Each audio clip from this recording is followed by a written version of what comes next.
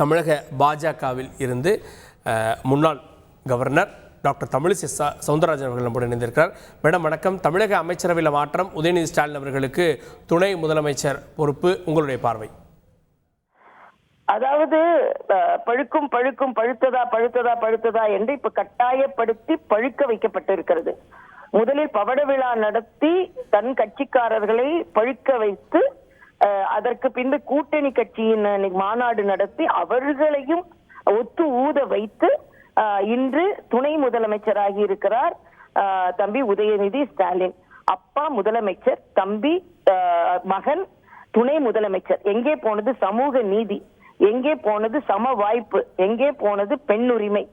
ஆக இவர்கள் எல்லோரும் பேசுவது ஒன்று, நடப்பது ஒன்று என்பதை நீங்கள் வெளிப்படுத்தி இருக்கிறார்கள். என்னொன்று, இது முடியாட்சியா குடியாட்சியா?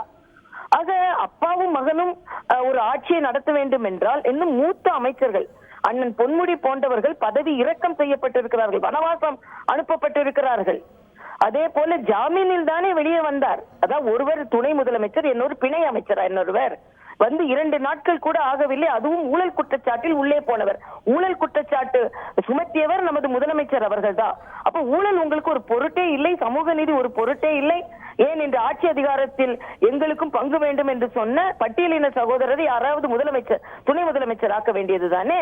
அப்போ சமூக நீதி என்பதெல்லாம் வாய்ச்சொல்லுக்குத்தானா, மற்றவர்களுக்குத்தானா? நீங்கள் பின்பற்றுவதற்கு கிடையாதா? இன்னொன்று, 3 அமைச்சர்கள் நீக்கப்பட்டிருக்கிறார்கள். இதில் மனோ தங்கராஜ் போன்ற அமைச்சர்கள் மீதெல்லாம் சில குற்றச்சாட்டுகள் இருக்கிறது.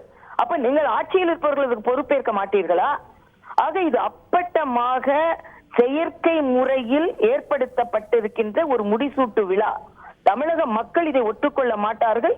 இன்னும் சொல்ல போனால் திராவிட முன்னேற்ற கழகத்தில் மரியாதைக்குரிய கலைஞரோடு இருந்து அந்த கட்சியை பலப்படுத்துவதற்கு உதவியவர்கள் எல்லோரும் இன்று புறந்தள்ளப்பட்டிருக்கிறார்கள் என்றால் நிச்சயமாக திராவிட முன்னேற்ற கழகத்தில் ஒரு உரிமை குரல்.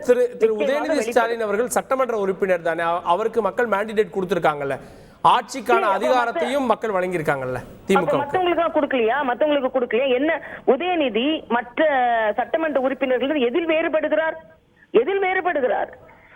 கலைஞரின் பேரன், முதலமைச்சரின் மகன் என்பதினால் தான். அப்ப கூடுதல் அந்த தகுதியை மட்டுமே நீங்கள் வைத்து நீங்கள் துணை முதலமைச்சர் கொடுப்பீர்கள் என்றால் அப்ப மற்றவர்களுக்கு எப்படி வாய்ப்பு கிடைக்கும்? கட்சியில் அடிமட்டத்தில் இருந்து தொண்டர்களாக வந்து வளர்ந்து சட்டமன்ற உறுப்பினர்களாக வருபவர்களுக்கு எப்படி வாய்ப்பு கிடைக்கும்? ஆக ஒரு கட்சி என்றால் எல்லோரின் உழைப்பினால் தானே அந்த கட்சி வளர்கிறது. ஆக உங்கள் கட்சி பிரச்சனை என்று ஒன்று வைத்துக் கொண்டால் கூட தமிழகத்தை சார்ந்தவர்கள் என்ற வகையில் ஒரு அனுபவம் இல்லாத ஒருவரை துணை முதலமைச்சராக கொண்டு வருவது, நீங்கள் முடியாட்சி நடத்துவது, நீங்கள் முடிசூட்டுவது ஒப்புக்கொள்ள முடியாத ஒன்று. இது தமிழக அரசியலில் ஒரு தவறான முன்னுதாரணம் என்பதைத்தான் நான் பதிவு செய்கிறேன். நன்றி டாக்டர் தமிழிசை சவுந்தரராஜன். இணைந்து உங்களுடைய பார்வைகளை பதிவு செய்ததற்கு நன்றி. செய்திகளை உடனுக்குடன் தெரிந்து கொள்ள உடனே சப்ஸ்கிரைப் பண்ணுங்க.